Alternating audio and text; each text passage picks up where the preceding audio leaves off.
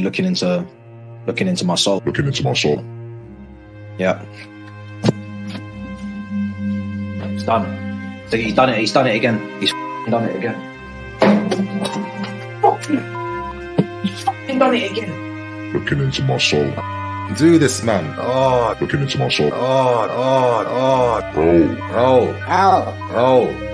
Is this what it's come down to right now? Oh my lords. You've invited that in all day long.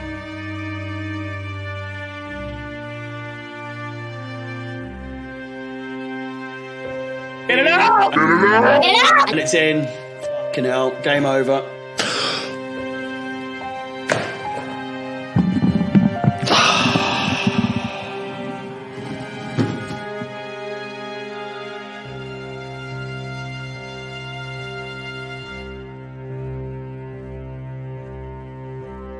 와, 진짜 끝났다. Looking into my soul. Come on! Header!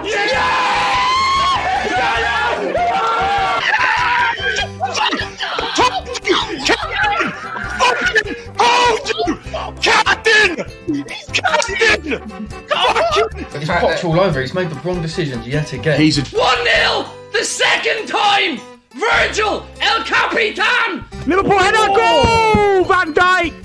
Come on! Come on! Yeah!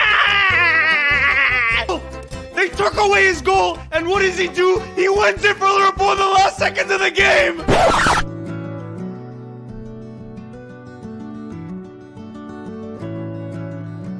Poch won't get a better opportunity. These players won't get a better opportunity. 2-1 Chelsea. Because let's be real, Liverpool have been weakened. You know what I mean? They've been weakened, but 2-1 Chelsea.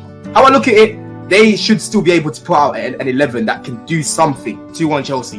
You know, something. But we should have more than enough to beat these lot, man. Or 2-1 Chelsea. Because right now, bro, you won't get a better opportunity to beat these, man. 2-1 Chelsea. 2-1 Chelsea. 2-1 Chelsea. 2-1 Chelsea. Embarrassing are these celebrations. You'd swear that you have won the f***ing Champions League or something. The Carabao Cup is barely even.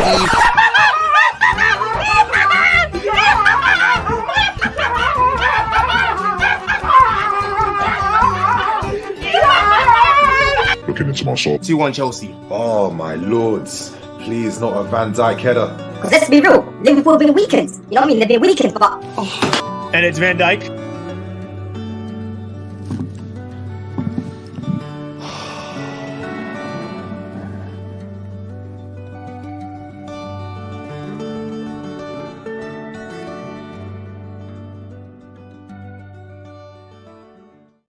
Welcome back to the Top 6 show, sponsored by our friends at Match Bingo. Please make sure like buttons are hit. Please make sure you're subscribed. I know people liked the video earlier, but we remixed it a little bit for you there, featuring our very own Don, who's just below me. We've got loads to talk about on the show today. Of course, we're going to unpack yesterday's final, the fallout, the Chelsea's £1 billion Bottlejobs blues. We're going to be looking at the Klopp's kids and everything they've won and achieved in yesterday's game. Of course, we're going to look at the Premier League with United's loss to Fulham. Arsenal unstoppable at the moment with their win in the league, that is, with their win against Newcastle. But I don't think we can start anywhere else other than yesterday's final. Congratulations again to the Liverpool fans watching, the Liverpool fans on the panel. Thoroughly deserved. But Don, what happened, my guy? Because you started the lineup exactly how you wanted it. Every player was in their correct position. You missed the chances in real time. And then your manager, I know Gary Neville's got stick for it today, but absolutely bottled the extra time period when he was legitimately playing against children. Some of the players on that bench couldn't even go to the Liverpool after party. They're so young. How much of a disaster was that yesterday, in your opinion, for Chelsea? It's a howler, bro. It's a bottle job.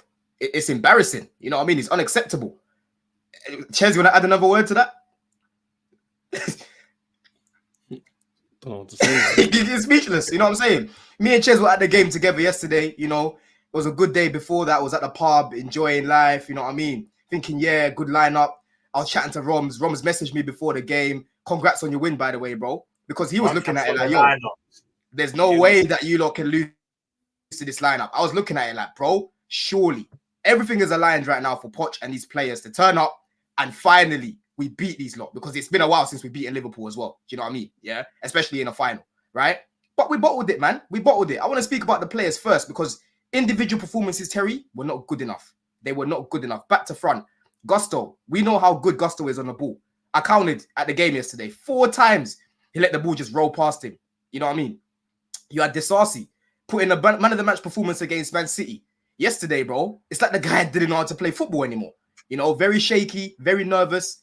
Levi, on the other hand, he was very composed. He was our best defender, in my opinion. The whole game, he was composed. He was just playing his game, and he didn't let the occasion phase him. Chilwell, just average. You know what I mean? Average. Enzo Fernandez, he gave the ball away 27 times yesterday. Howler of a performance, you know, especially in that first half.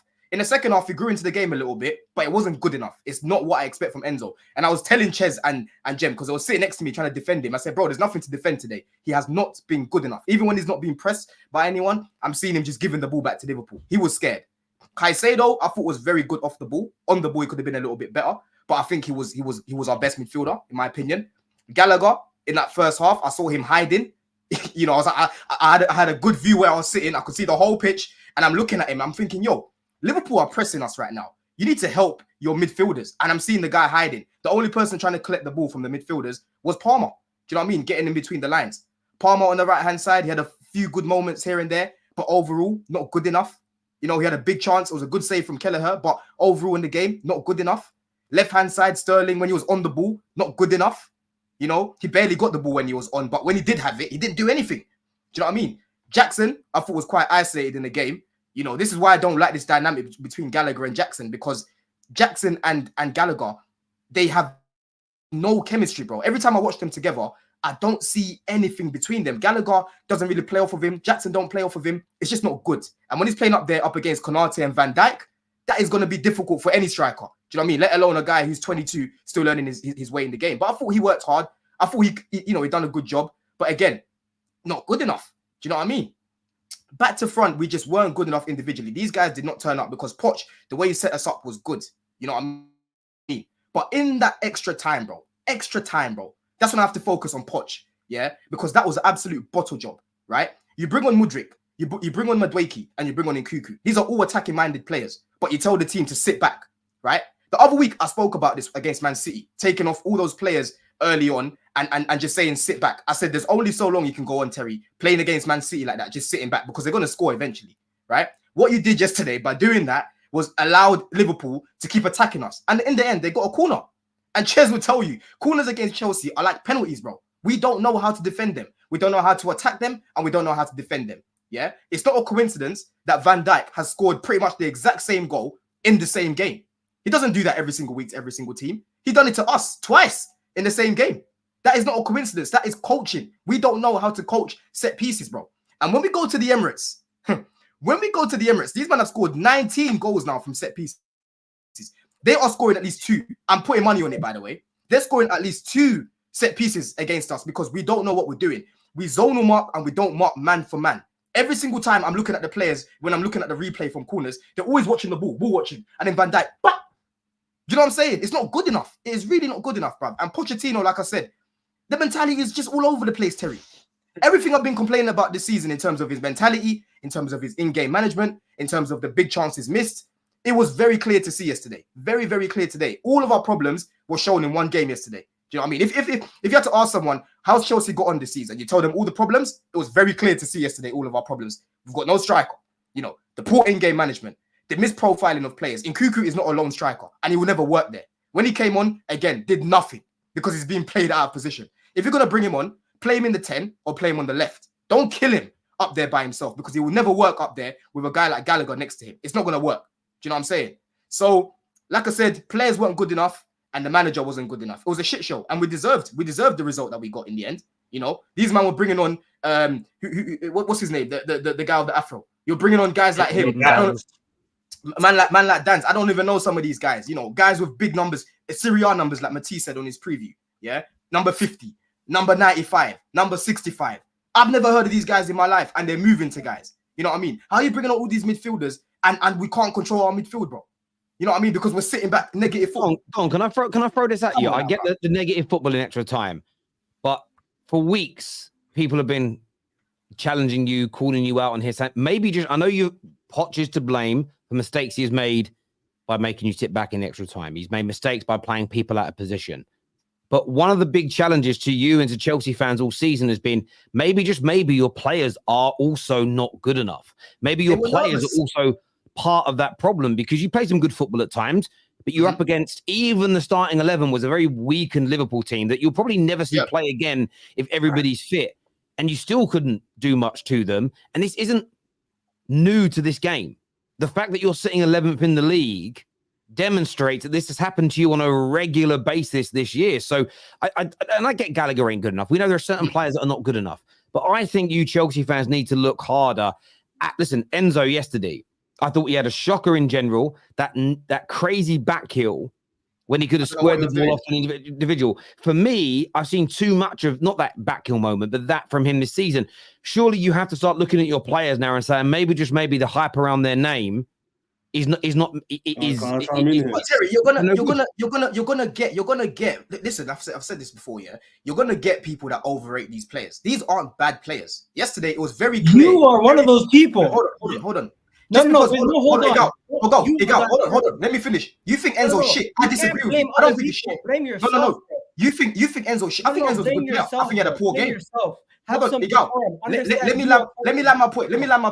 Enzo having a poor game. No. Enzo having guys, let me just jump in for a minute here. Let me go to Egal and then go back to you, Don. Right, Egal, what you saying? Go on. Don just tried to deflect blame away from himself to other Chelsea fans. As if what have I said to overrate Enzo? You tell me what I've said to overrate Enzo. Bro, you overrate your team. You said this team would finish 5th. You said this team. Well, you didn't say that. You said it would finish 3rd. You said if this team is set up correctly, they win majority of these games. As if these players are not consistently letting you down in these performances. You can sit here and falsely just criticize these players, but next week when they win a game, you're gonna say, "You see, they are as good as I thought." You deluded yourself. Hold on, Egal. You have deluded yourself. Don, no. You're not gonna gaslight me, Egal. You're not gonna gaslight me, Egal. We're not gonna do that. I'm not gaslighting you. You are trying to gaslight me. You are trying to gaslight me because you've got an agenda on Enzo. Guys, if you talk over each other, the viewers can't hear. Let Egal finish, and we'll go to you, Don. Thank you, boys. This is not even what I was going to start with, but I'm not even going to talk about Enzo right now. I'm just going to talk about what you've said in the past. You said on Friday before the game that if you set up correctly, you have a better chance to win, right? You set up correctly. Then the players let you down. Now that the players have let you down, you're trying to blame other fans for saying they overrate these players. Don, you overrate these players. You consistently overrate these players by putting them in conversations that they're not. You say these players are good enough to get you top 4. You say that if the manager was better, you would be in a better position. But consistently, these players let you down. I'm not even going to get into agendas. These are your own words. So Don, when you say other people overrate these players, include yourself in that respect. No, Egal. When I talk about other people, because people say Enzo's world class, that's never left my mouth once. Yeah, you come on here and you get onto Enzo a lot, and for me, Enzo's a good player. Yesterday, he had a shit performance. That's not going to change my opinion as a player. I still think he's a good player. But yesterday, it was very clear for me to analyze the game. These guys were nervous, bro. The same way I came on the other day against when you lot played Porto, yeah, I wasn't blaming Arteta much. I said, bro, tactically, I think Arteta set you up correctly. When I looked at your individual players, you guys just look nervous. You guys look like you haven't been there before. And that's where the experience comes in. Because Enzo, that's probably Enzo's worst performance I've seen in the Chelsea top, right? That doesn't mean that he's a bad player because he had a poor game. But Ches will tell you, bro, these guys look Don, let me chime in after you. Let me school these man, because it's logic. I hear it on the terrace every week. Yeah, it's very simple. I asked a question on many streams earlier. No one could give me logical responses. I said, yeah, I'll ask you 2 questions. These are rhetorical, and I'll continue my point. Have Liverpool lost finals before? Yes. Okay, I'll pipe down for a second. Did Liverpool lose finals at the beginning of Klopp's tenure as a manager? I think he lost like 2 or 3. Right. And then I'll ask the question also, this is rhetorical, because I'm going to land my own point after, is how comes when Klopp brought on youngsters, 53s, 99, 17-year-olds, how comes they were competent enough to perform in a final and get your man over the line and contribute to you guys winning the game? I'll tell you the response why. Because Klopp has a clear style of play. He's an elite manager. He's got elite ethos. He's elite tactical nous. He knows how the fine margins work. Yeah? That comes with experience and time. Hence why I said the finals bit just before. Because it didn't happen straight away, did it? So man's not coming here saying Chelsea shouldn't have performed better. We shouldn't have played better as a team. We should have. Like Don was saying, Enzo's not a bad player. So someone said earlier, Caicedo was rubbish. He wasn't actually that bad. But because we lose, Caicedo was our best midfielder. Hindsight tells people, oh, well, you didn't win the game. So it must have been that Enzo was crap. He was crap because you didn't win. At the end of the day, in my opinion, Liverpool deserve to win it overall because they're Virgil van Dijk, because they're like an elite player there who stepped up. If he doesn't step up the way he did, it probably goes to penalties and it's a coin toss.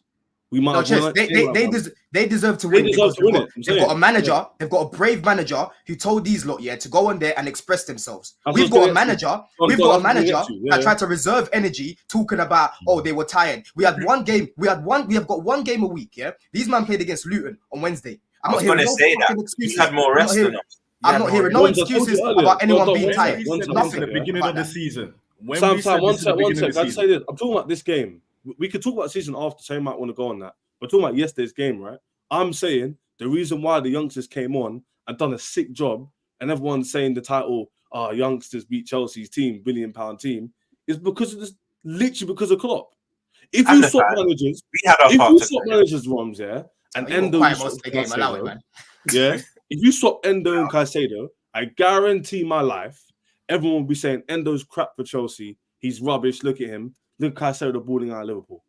Why is it when they come here and they don't perform, everyone just looks at the players and goes, you know what? Maybe do you know what it is? It isn't that people are saying it's all the players. It's that people consistently this season, and it's hard to just isolate it to a game because in multiple matches this year, players like Enzo and Caicedo have been criticised, and typically speaking, the response is it's just the system, it isn't the players. Where I think I agree that the system's poor. I agree Poch is an absolute coward on a bottle job. But it's the way it's always deflected away from the players every single time. It's deflected away from the £1 billion that's been spent. It's not though. Terry, I was going back and forth with Ches and Jem. Before you come in, Ches, I was going back and forth with Jem and Ches yesterday because they were trying to defend Enzo. I said, you can't defend him today, bro. And I've come on here week after week saying, bro, when it's the players, and the team's been set up correctly and they're not performing individually, I will crash it on them more. But if the manager's setting them up to fail, I've got to take that into account as well when I'm judging them as players, right? Yesterday, Enzo was poor, bro. There's no excuses for him yesterday. I'm sorry. Because you know what? Chet, back on your point, I respond to his point real quick. I think I spoke to, I think it was Naf with Roms and Dom. I asked you the question, when they beat us 4-1. I said, they beat us 4-1 with no DM. They had Jones. Who's playing midfield that day? Jones, Elliott, McAllister and Szoboszlai. McAllister. Yeah. None of those are DMs. So I said to everyone, very simply, because football's quite simple, how comes you still dominated and didn't concede much chances? Because the system. So it's very easy to. I'm not deflecting Terry, going, it's nothing to do with but that was a different game, though. We were set up correctly yesterday, bro. We were set up correctly yesterday, bro. My point is this. If the manager has set us up correctly 90% of the season, you would hear a lot more on the players from Chelsea fans. Exactly. But what you guys are doing is you're trying to make it sound like we're not saying that. I do get that point. I get your point, and I understand if you're set up better, there'd be more consistent performances. But I do think what you're doing is completely glazing over some of the poor performances from the players that have cost you extremely high amounts of money that I think should be delivering more. I'm going to go to the Liverpool fans. Roms, I'll go to you first. Just to reply to what Don and Chelsea, I understand, in other games, Poch might not be putting players in their position, setting you up correctly. But then when he does, like yesterday, because you two both agreed that players were in their positions, right? Gallagher missing 2 sitters, Palmer missing a sitter, Enzo being indecisive. That's not on Poch. That's down to their ability. That's where us rival fans say to you, Chelsea fans, that's nothing to do with Poch. That's down to them. I know, obviously, Poch sometimes can be the bigger issue. But games like yesterday, when players in their position, what you lot have been screaming for, not us, what you Chelsea fans have been screaming for, that's down to your players. That's down to them. So that's I agree with you. So if that was happening every week, you would hear me, Don, coming here every week and say, no, I agree. But we're speaking about yesterday. I'm saying we're not set up like that 90% of the season. If we were set up like that all season, you would hear a lot more from us Chelsea fans. Oh, you know what? Maybe Enzo isn't that good. Maybe Kellegher is better than us. I do get you, but Man United haven't had a system that works for 10 years, but I still know the players are and are not good enough for my club. And I think those two conversations can happen at the same time. Sam, what do you want to say, mate? My whole problem with the conversation is that people like me, people like Egal and others have said everything that Don and Ches said. So I'm not even going to disagree with what Don and Ches has said at this current moment right now. But at the beginning of the season, when we were telling you about this, even Don, you remember, I said I never rated Poch. Never rated him. He's a bottler. I don't care what he did for Tottenham. And then some of the Chelsea fans were telling me, oh, he's good with the young players and stuff like that. I said, I don't care. He will never take you over the line. And this game has shown you that. This game has shown you that. But another example, bro. I do agree. I do believe that Chelsea have overhyped some players. I've been saying that. I do believe that Chelsea have been hyping some players. When you look at that team and you look at Liverpool's team, you should go out and say, do you know what? We should be comfortable in beating them. Comfortable in beating them because of the team that Liverpool had. There's people like Mudryk. Nothing. Enzo. That was the worst game I saw at Enzo. That whole back heel, that was laughable. That was laughable. Disasi, he has a brilliant performance against Man City and then goes and has a disaster class against Liverpool the next game. Did you see how he fell over? Did you see how he fell? Like, literally, the only players that I can say that were actually all right that game was Petrovic, Gusto, and Cole. And Jackson. That's the only guy. Gusto was nervous. Gusto was nervous. No, at the beginning of the match. At the beginning of the match, he was nervous. But when he came into the game, he started, But I'm sorry, like I have to say this, Chelsea fans, we own you. 4 finals, Super Cup, League Cup, FA Cup, League Cup again, and you have not won one. I'll be honest as well. I want to throw this out. I have never seen a club and team cook like this Chelsea side. It's six domestic finals on the bounce that they've lost, but losing to a team that has so many young players on it, it's almost even people that are kind of like rivals of Liverpool are sort of facts of kind of. It's almost something Mark Goldbridge said that resonated with me. He said he didn't want Liverpool to win, but he was really happy to see Chelsea humiliated because to do what you did in extra time, it should be illegal in football. Imagine you're dominating, you've got a more experienced, older, quicker team. And you said, I want to go to Patrick on this because there are some Chelsea fans who have said to us on our match reaction show yesterday that this isn't on the manager, it was the player's decision. How much PTSD did you get during extra time yesterday as a Spurs fan watching Chelsea?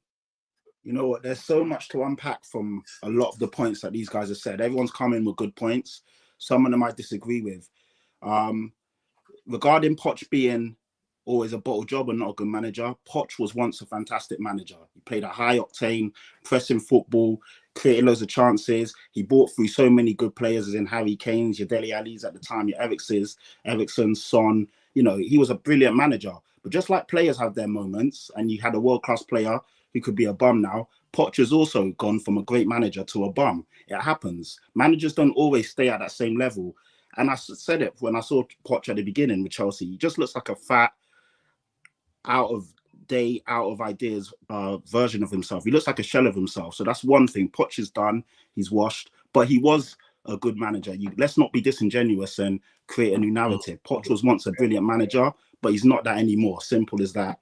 Regarding, I was obviously, as a Spurs fan, I didn't want Chelsea to win it, but I kind of went into the game as a neutral, just thought I'll just enjoy a good finals. I thought Chelsea would probably win it when you saw the strength of the teams.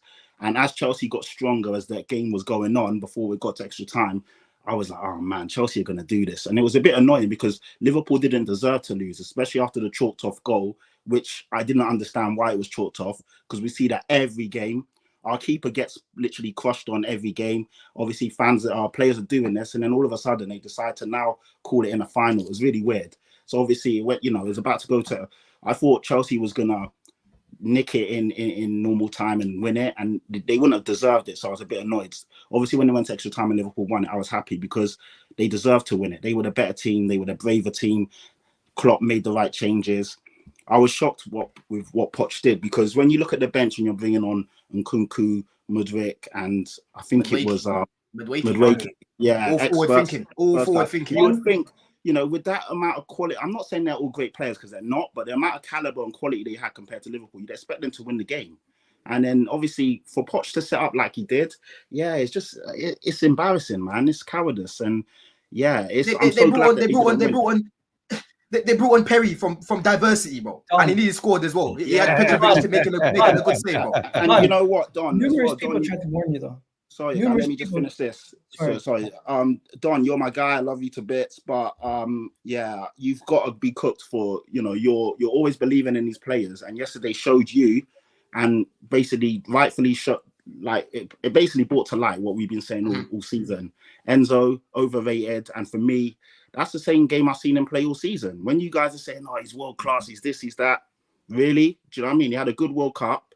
Let's not lie and say, "Oh, you guys, we was watching him in this league and that league before." No, you weren't. Do you know what I mean? You saw him at the World Cup. He had a good World Cup. He's come to Chelsea and he's been bang average. Yesterday he went missing. Caicedo, the less we say about him, the better. But he should have saw red. He should have went off. Nah, that wasn't a red card. That wasn't a red card, man. Ask Rob. No, it's an orange. No, for me, it's a red card, man. I think the only reason why I wouldn't say it was a red patch, because I feel like there wasn't malice in it. He genuinely didn't know Gramovich was there. But for me, it was a yellow. It was a yellow minimum. It doesn't matter. If they gave it a red card, would you complain? No. I wouldn't complain if it was red, but for me, it wasn't a red. I wouldn't complain. I don't even, like I said, I'm not defending Enzo's performance yesterday, but Enzo as a player, I will defend, because it's only the other week that people are coming. People, hold on. You don't think he's overrated then? Why is he not overrated? I do think he's overrated, because I don't think he's world class, and there's a number of Chelsea fans who think he is, and there's a number of rivals that thought we bought a world class player. We didn't buy a world class player. We bought a player who's got the potential to be world class in the future, and in my opinion, he's a good player. Do you know what I mean? It's only the other week people were coming on here waxing lyrical about his performance against Aston Villa. Like I said, it was very clear yesterday to see Enzo was not the Enzo that I know, bruv. This guy was looking mad nervous. Mad nervous. That's the Enzo I know. That's embarrassing. That's Enzo. It's embarrassing. He's young. Guys. Go on, Egal, and then I go to Tom. Okay, that's the Endo I've been seeing all season. When he's a luxury player for Chelsea. He's a player in a good team, he would cook. But in a Chelsea team that's absolutely a mess, you cannot get the best out of him. And in a Chelsea situation right now... Why was he cooking last year then in a worse team? Why was he cooking last year by himself in a worse team? He wasn't cooking last year. But he was, though. To think he was cooking last year. And Enzo was playing well last year, but he played better than this year. I'm sorry. Enzo Fernandez, since he stepped in at Chelsea Football Club, has not been that big of a game changer. He's had moments, like 2 or 3, I can remember off the top of my head, but for the money you spent on him, he has not returned nearly even a cent worth of the value that you guys paid for him. Now, going to Chelsea in general, let's talk about Chelsea. This is what they do. Now, can we stay on Enzo? We'll come to Chelsea in a minute. I want to stand at Enzo. They overpay for individual players, and then they overrate those players because of their price tag. Now, Enzo Fernandez, that whole midfield of Liverpool's, you could say that Enzo Fernandez should have done better. And not only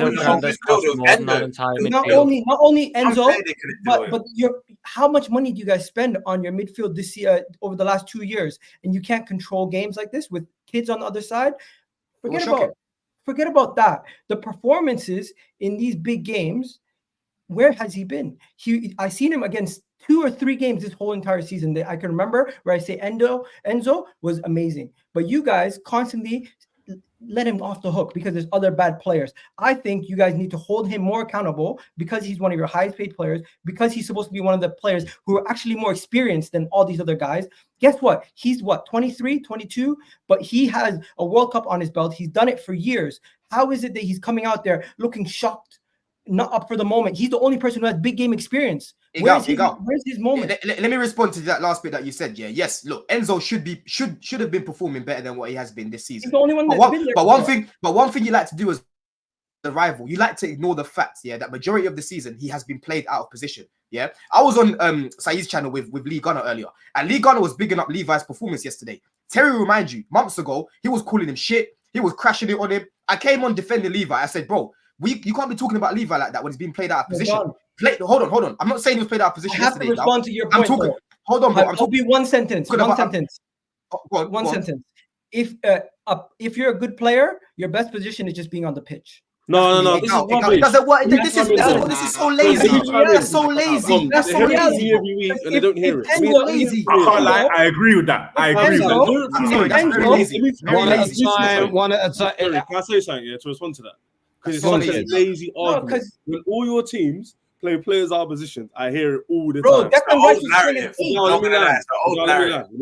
me land. No, If you guys Saka want playing to striker, You guys think we're scapegoating you'd be the first one crying, we didn't win the league because Saka plays striker now. That's all you would say.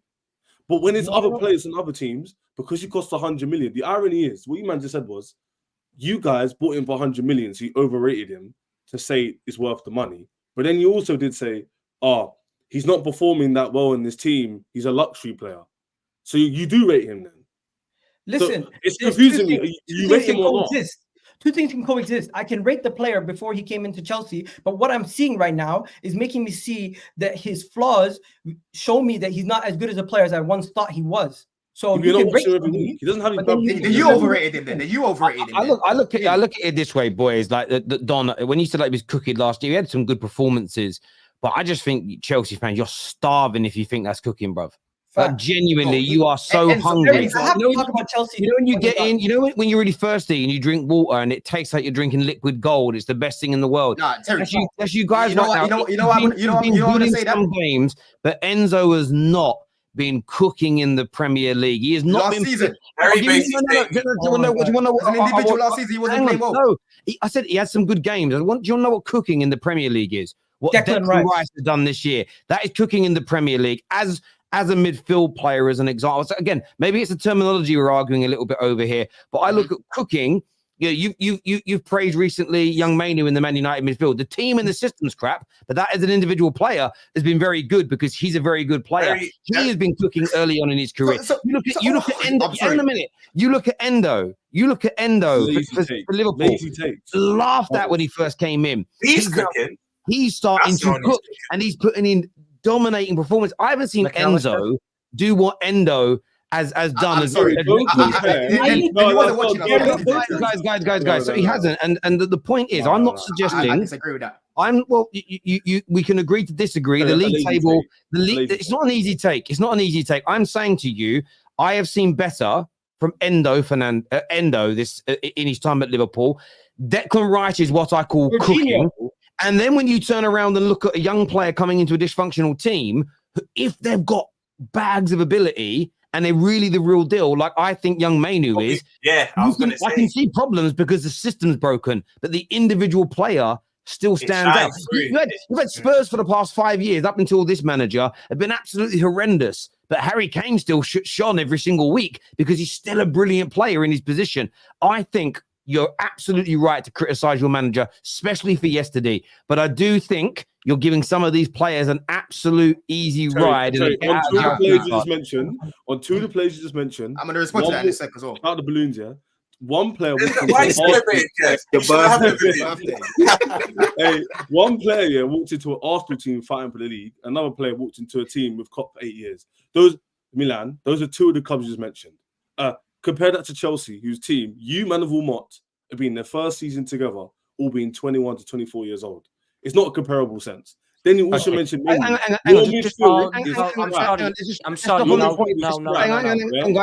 on that first point. Try and debunk that logic. Hang on, that's just because at the same time we've seen Arsenal sign other individuals. Say, for instance, Chelsea fans would say Kai Havertz isn't cooking in an Arsenal shirt, and he's gone into that exact same team that's challenging for a Premier League title.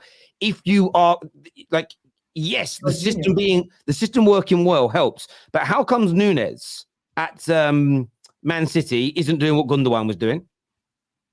Why isn't Doku? Why isn't Doku able to do what Mahrez did coming off the bench last season? They've gone into the system that's brilliant, the best team in the world. There's still an element where you have to look at the player and are they good enough? So whether you've got a brilliant system or a crap system, you still can judge individual players.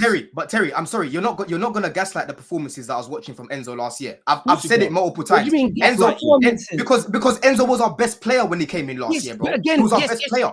And Egal said, Don, but you're talking about a team. You're not listening. Hang on a minute. I am listening. If you had 4 more games remaining last season, you were going to get relegated. You're talking about, bruv, you're here. You're having a micro penis competition. I'm not having a micro penis. He was your best player, but your team was absolutely awful. Your standards are down there. But they're not though, because Egal literally just said, I haven't seen Enzo come into a mess and do anything. He walked into a mess last year and was our best player. He was plating man up week after week. He had that donkey Kai Havertz. Hold on. Bro, he was. I'm not saying he was world class. He was our best player last season. Last season, I saw a better Enzo than I have last year, this season, week after week, creating chances for guys like Sterling, guys like Havertz, guys like who else that was playing up top, and they kept missing chance after chance after chance, guys like Mount. Last season, you barely even heard people talking about Enzo's price tag because most rivals were like, poor Enzo. Poor Enzo's all I kept hearing because Enzo, week after week, was performing to some sort of level. Do you know what I'm saying? I think he had a poor game against Dortmund, but other than that, bro, Enzo was good consistently last season, and that is why this season we've been angry as a fan base because of how he's been played out of position.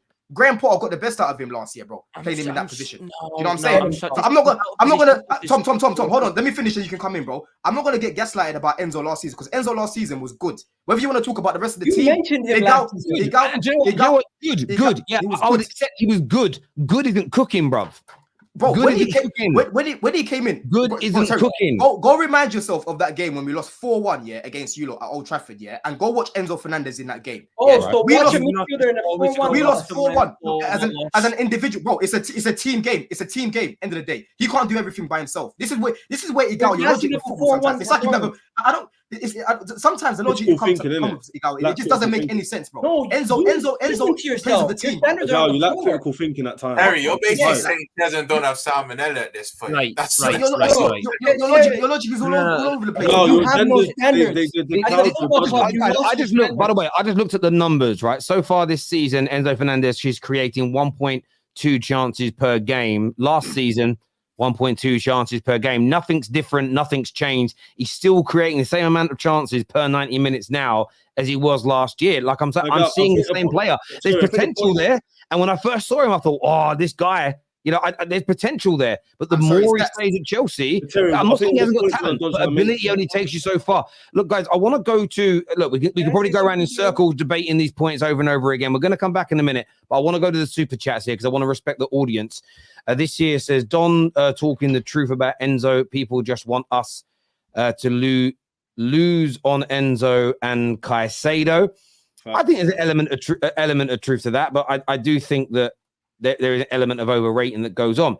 Pepe will consider retiring after the Emirates game. Thank you very much. Appreciate that. Position McAllister played CDM. Enzo excuses. It's a good point. He's done a decent job there. And McAllister was getting cooked over there. He was getting cooked over there. They wanted him out of there ASAP. I was watching this game. He was getting cooked over there. Top of the league. Top of the league performances. You have to bring in Endo to help the guy. Top of the league performances. Pressing, no one's ignoring it, but we're talking balance. Pressing wasn't universally applied by teams when Poch was first at Spurs, giving his teams the physical edge. Now every team possesses. We are seeing Poch has his tactical IQ alone, and he's clearly being found out now. That makes a lot of sense. Yeah, less people were doing the high pressing, so therefore he wasn't having to outthink people as much. Yeah, it does, but the game evolves as well. So I do hear what you're saying, Jimmy, but it's a kind of lazy take because as people do certain things, the game does evolve and managers have to evolve with it. But at the time, like I said, when Poch first was at Southampton and came to Spurs, he was a top manager. But now he's not. Simple as that. He's not adapted. That's all he hasn't. Enzo isn't escaping his cooking, but believe me, if he had Gallagher's chances, he'd bury those. I can't agree with that because Enzo. Where's the logic behind it? Enzo missed the most.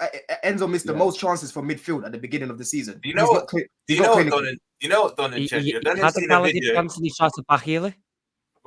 don't know what Gallagher was doing, but I've got to disagree with that. I don't know if you've seen that. I don't know if you've seen a video. Enzo had more fight in the stands with one of our fans than he did in the whole 120 minutes. Yeah, but do you know what he did? He did that thing of like, hold me back, guys, hold me back. I want to go fight them. You got mate.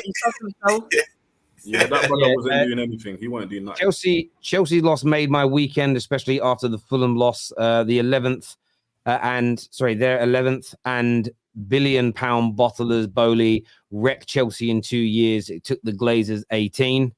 Yeah, they're taking that crown, you know. Chelsea players are more concerned about their results in the salon more than the results on the pitch, is what Aya's got to say here. Ches is like Don's mini-me. Be quiet and take your L.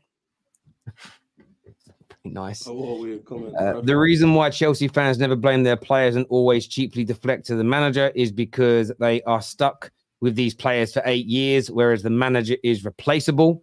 Do you know what, Terry? I start all of these videos and that, yeah. When we finally get a competent manager, I will revisit. It's documented, like I always say to you guys. It's documented. You put the comments right. I'm sorry. It's documented. This whole competent manager stuff. This whole wait when you see what they were up against yesterday. Enzo Fernandez, that is the biggest game of his Chelsea career. For 80 minutes, he was up against a right-hand side of Joe Gomez at right back, Harvey Elliott at right centre mid, and Connor Bradley at right wing. 3 players playing out of position. You want to do out of position for that? Our entire right-hand side was out of position for about 60 minutes, and Enzo still did nothing. I know. Gravenberch has been useless all season. We lost him. We were literally down to bare bones. We were bringing on McConnell and Bobby Clark, and they were still battling with him. They were still outdoing him. That Chelsea side yesterday was a shambles. Enzo Fernandez was horrendous. Couldn't handle a bit of pressure. And that is got to be the biggest indictment, because I've watched. You want to go on about, I can say McAllister's been playing out of position this season, and the idea that, he came into a more stable system at Klopp. We've had a major system overhaul this year, hence why Trent's been playing centre mid, which he'd never done before. And he also joined a completely revamped midfield. None of the midfielders who played last year, bar Curtis Jones, are still at the club today. And yet McAllister, Endo, fine. Enzo, it's excuse after excuse, performance after performance. If you want to go on about overrated, Don, I remember at the start of the season, me and you had this debate, and you said Pep Guardiola would take Enzo Fernandez in his team over Bernardo Silva, and he'd go Rodri, Enzo, KDB. Yeah, and I said to you at that moment, that is mental, and that still can't. There's no way you still believe that. Wait. Bernardo Silva plays on the right, bro. He plays on the right. You think? Hang on. Hang on. He still does a better job. Rob, sorry. I need to ask this question. I need to make sure I didn't mishear that. You think Pep would swap Bernardo Silva for Enzo? No. That's not what I said. I never said that. You see what I'm saying? You ask him the question again, Tom. Ask him the question again. Say it again. I said to you, would Pep Guardiola take Enzo Fernandez over Rodri, Bernardo Silva, or KDB at the start of the season? And you said yes. He'd take him over Bernardo Silva. I said he'll play Silva on the right. I said he'll play Silva on the right, bro. That's what I said. He will still get Silva in the team. Silva plays on the right. What are we doing it? And Enzo Fernandez, that leaves KDB and Rodri. So which one of them? No, Enzo, KDB, and Rodri in the midfield, bro, is what I said. Yeah, but again, you can play Foden in the midfield. He's better than Enzo in that in a more attacking role in midfield, anyway. But the question wasn't Foden. The question wasn't Foden. Your Foden's at the club. You know he's there, bruv. The question wasn't. He asked me about Bernardo Silva. I'm putting Enzo. If you put Enzo, overrate Enzo, but you literally are putting him into the best team in the world's 11. Enzo's a good player, bro. He's a good player, and I think he'll do. I think he'll do even better at Man City than what he's at Chelsea. Nah, I disagree with that. I disagree with that. I disagree with that. Because in Man City, you need to have versatility at Man City.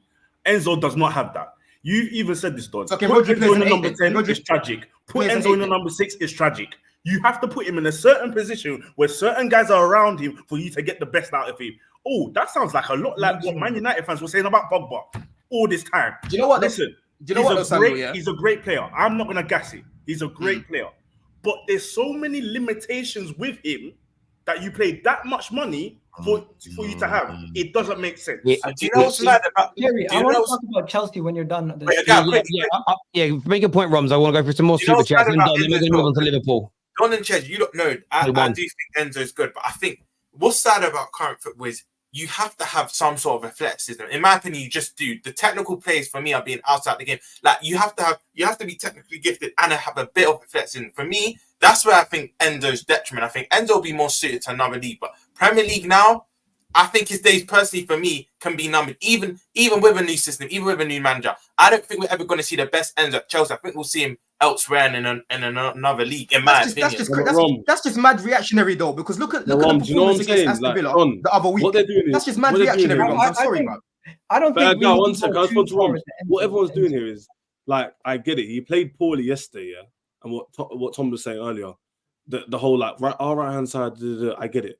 But we're not going to use just one game sample size and use it for the rest of the whole season. Go, oh, he's been crap all season. No one is. Nobody is. Nobody is. Nobody is. We just nobody is looking at Enzo yesterday and saying, based on that performance, I'm using Don's words here, cooking prior, are they going to check? Are they going to turn? You know when a player's good. Do you know when a player's good? I don't know. He's only young, but I'll use two Man United players as an example. The way the majority of football reacted to Kobbie Mainoo, the way a lot of football, even when he wasn't scoring, the way most of you on here were like, I wouldn't mind Rasmus falling at my football club. That's when you know there's a player in there. We've all watched Conor Bradley at Liverpool. We've all gone. I just got to say him. We've all gone. Jesus Christ! Like there's a player there, and every one of our clubs that's happened to. And I think when it comes to Enzo, I think the reason you're pushing back so hard is in your heart of hearts. You're looking at it and you're saying, I'm losing faith in this player. I think you're losing faith in him. Yeah, you can say that. Moving on with the super chats. I'm going to come back to you. I need to finish these super chats. This year said Jaden Dans has won a trophy before Harry Kane. That's brilliant. I love that. That's it's very true. And he ain't winning one this year, Kane, either. Isn't that amazing? Isn't it amazing? Chelsea fans forget their coach's nickname is Bottlejobs. £1 billion squad just lost to under 15s. There is some breaking news though. Four of the Liverpool players have tested positive today. I know. For use of Cowpole as the kindergarten Klopp. That's, by the way, what a headline I read today. Kindergarten Klopp. Actually, if you haven't seen the film Kindergarten Cop with Schwarzenegger, you've got to go watch it. Win the cup. So you bring negativity, Tom, and negativity wrong. Liverpool hate is real. I love that. Don is lying so much that he's even starting to believe his own lies. Your players are more of an issue than your manager, and your manager is horrid. So I won't go that far. That's why I told Egal earlier. Don't try gaslight what I've been watching, bro. You told me Martinelli is better than Mudryk. Mudryk's better than Martinelli. I never said that. Again, I never said that. I said he was having a better season. I said he's having a better season so far. Yes, I did. Yes, I did. Yes, I did, Terry. Yes, I did. No. You said that. You said that. But no, Mudryk was not having a better season with Martinelli. Martinelli was stinking. Even when Martinelli was stinking the house out, you could say it was equal. But what you said, you said you wouldn't swap Mykhailo Mudryk for Martinelli. And we said, well, Martinelli's going to come back into form. What about then? And you then said no. So when you say that, that's saying I think he's better. That's not no. Terry, now you're making us to go back to what I said before. You see? Now, Terry, I see what you're doing. I literally said to you, yeah, Martinelli is more refined than Mudryk at this stage in his career. But I said, I believe Mudryk has... I said Martinelli. I said Martin. You listen to what I'm saying. Martinelli is more refined. I thought you said Mudryk. My bad. No, I said Martinelli is more refined. He's better than Mudryk right now. He's more refined than him right now. Yeah, but like I said, I believe Mudryk has the potential to reach the same sort of levels. Potential. Listen, potential, bro. Okay. Yeah. And at that point, I said Mudryk personally was having a better season than Martinelli. Martinelli's been stinking all year. Let's be real about it. You see him in the Champions League. Listen, I understand where you're coming from with the form. But when you turn around and I said to you, would you swap the players? And you say no. By not swapping a player, you don't need to say the word. We're not in court. I think so-and-so is better. By you saying I wouldn't swap players, it insinuates it's in there.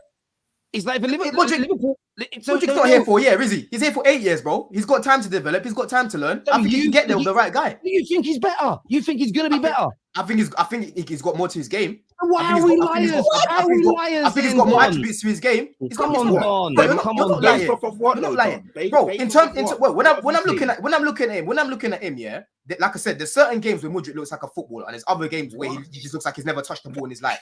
Number one, Patrick, hold on, bro. You're asking me to break it down. Let me break it down to you then. Yeah, please. He's fast. Yeah. He's skillful. Yeah. He's got strength. Okay. He needs to work on his finishing. He needs to work on his movement. That's one thing. But he's got all the fundamental attributes that I would like to build in a winger. Right. Like I've said, there's certain games I've watched him. I'm like, yo, there's a player in there. There's a player in there, definitely. And I want him to learn, bro. He's our problem. He's here for 8 years. We can't get rid of the guy. He's our problem. I'm giving you the option now. You can have Martinelli now today. I'll give him to you. I've got a magic wand, or you keep Mykhailo Mudryk. What are you doing? You've got the choice. I'm keeping Mudryk.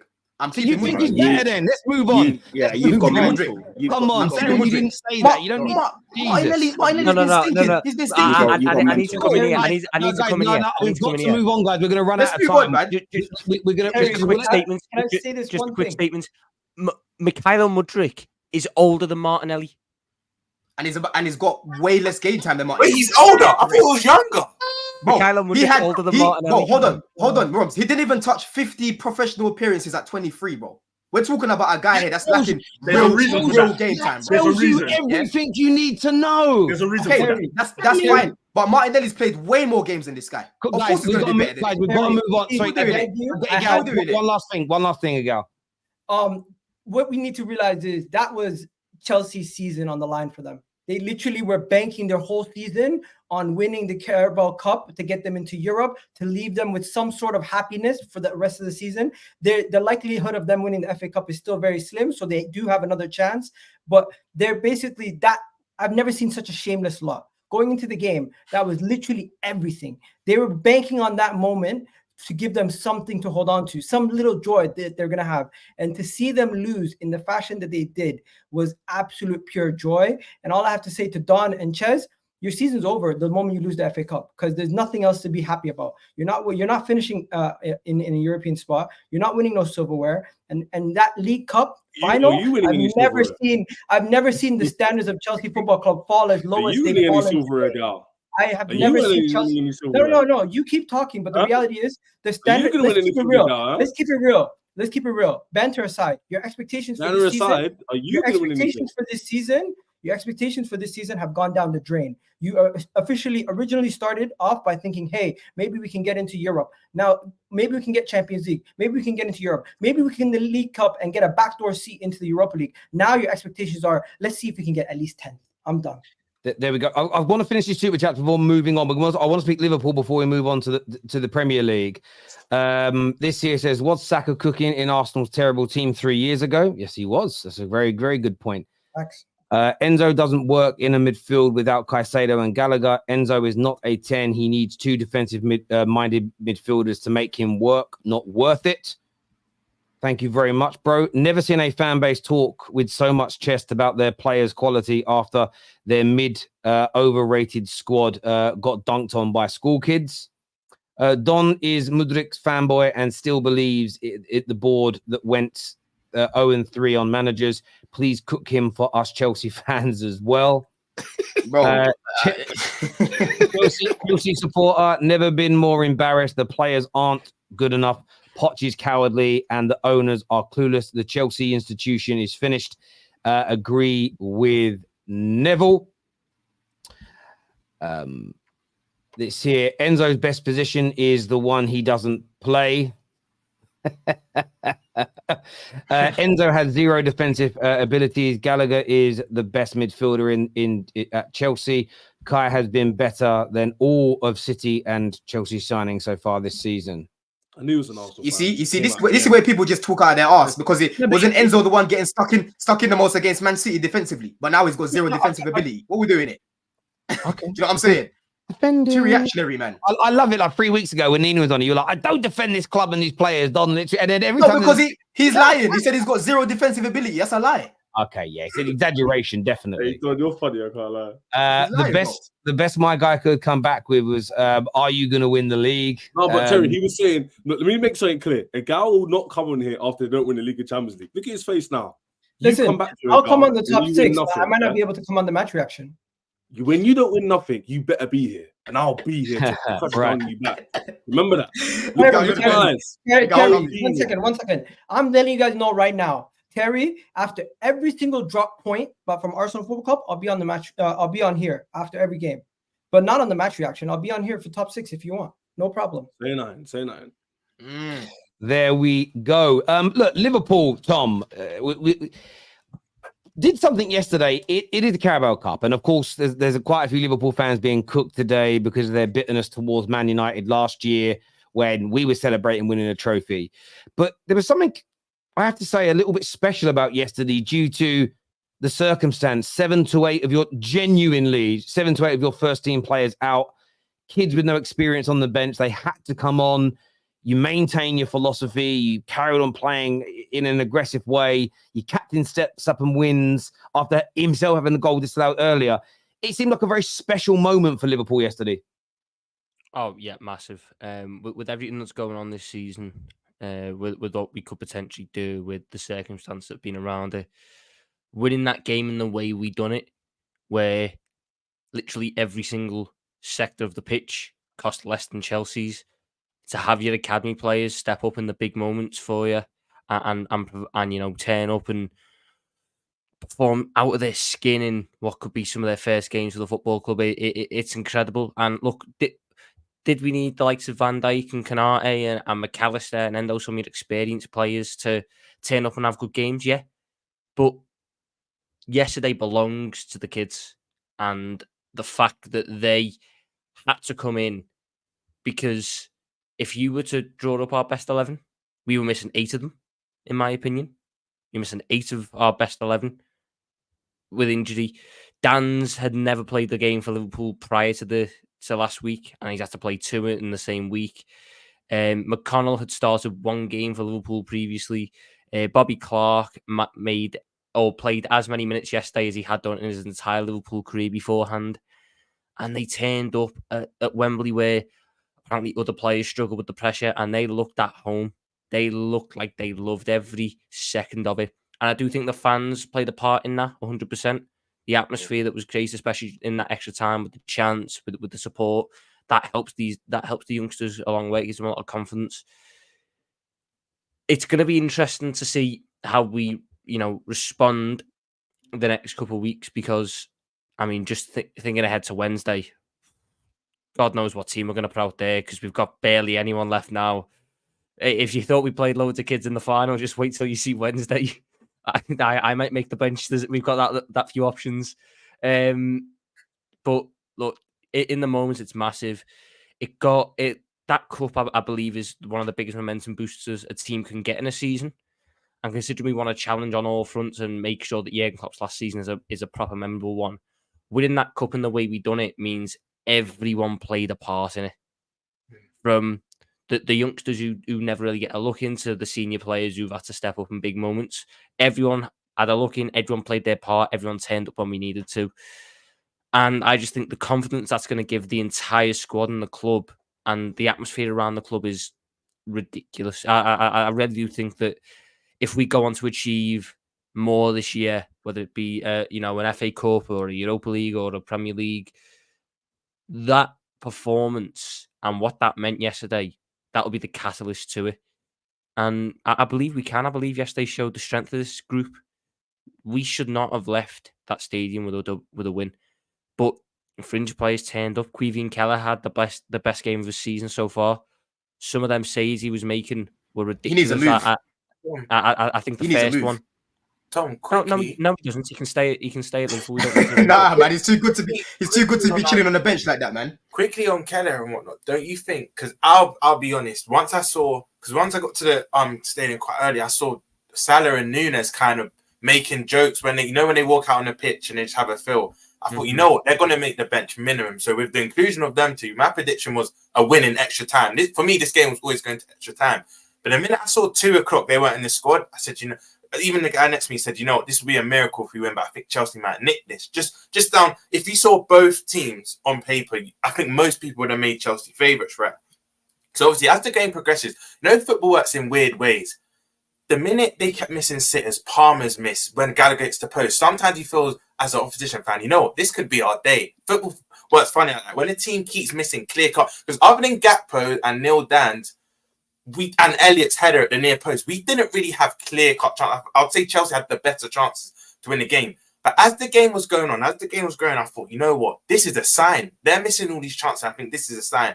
And the fact Van Dijk scores the exact same goal, it's just poetic. Honestly, it's just poetic. But I've got to be honest. I look at. I know that the narrative is Chelsea missed all these clear cut chances. I don't like to call them misses because the goalkeeper saved them. It wasn't like they put them wide. They were going in and then Gallagher hit the post. Gallagher hit the post. Yeah, Gallagher at the post, but Gakpo at the post. So that one's like wiped out. Like we both hit the post unlucky. I look at the Cole Palmer one, ridiculous save. The Gallagher one-on-one, big save in a big moment. The centre backs, I thought Van Dijk was imperious again. Canate, brilliant. Gomez with the Gallagher miss on that, Tom. Yeah, from a rival. Yeah, do you think that was a good save, or do you think that was a poor finish? I think in any situation where the one-on-one with Gallagher, yeah. Do you know what? It's great goalkeeping because he smothered him before he had the chance to say. He made his lined up for it. Like, that's why you hear it first time, Terry. Yeah, no, I get that, but Gallagher's not a prolific goal scorer. He's not. If it's a striker, I get you, but most midfielders would struggle in that circumstance unless they're prolific goal scorers because that's not their position. I thought even the hitting of the post. I think it's because Gallagher tried so hard to pull it into the bottom corner because Kellegher was pulling off crazy saves. And that's when you have a great goalkeeper, it leads to poor decision-making from the attackers because they know that their shots have to be inch perfect because of how good the goalie is. That's also why I believe, I heard some of this narrative from Chelsea, not Don and Chez, but other people, that if it went to penalties, Chelsea would have won. No. We know what momentum does with keepers. Was it even Chelsea that swapped the keepers in a penalty shootout? I think Mendy come on for... I think Kepa came on. And yeah, Kepa came on, but Mendy was having a decent game. Sometimes you have to stick with your keeper because they have the momentum. They're used to playing in the game. Penalties, bro. He was terrible. And this is why I think. This is why I think some of the Chelsea fans saying, "Oh, the young players were inexperienced, reckon they would have won in penalties." No. The young players were relishing that occasion. You saw it; it was evident in their performance. So, in my opinion, I think we probably went up to win on penalties. The momentum Kellegher had and the young players, they were just up for it. You never know, though. It is 50-50, but I just feel like it still would have been with us. Yeah, just one thing before I go. One thing about Petrovic, he's good at saving pens. Yeah, that's his strength. And Gallagher, Terry, I've got to disagree, bro. One of his strengths from midfield is scoring goals. He was doing it at Palace. You know, he hasn't really done it at Chelsea. But in a position like that, I expect you to be able to finish that. Whether you go around the keeper or you slot it first time.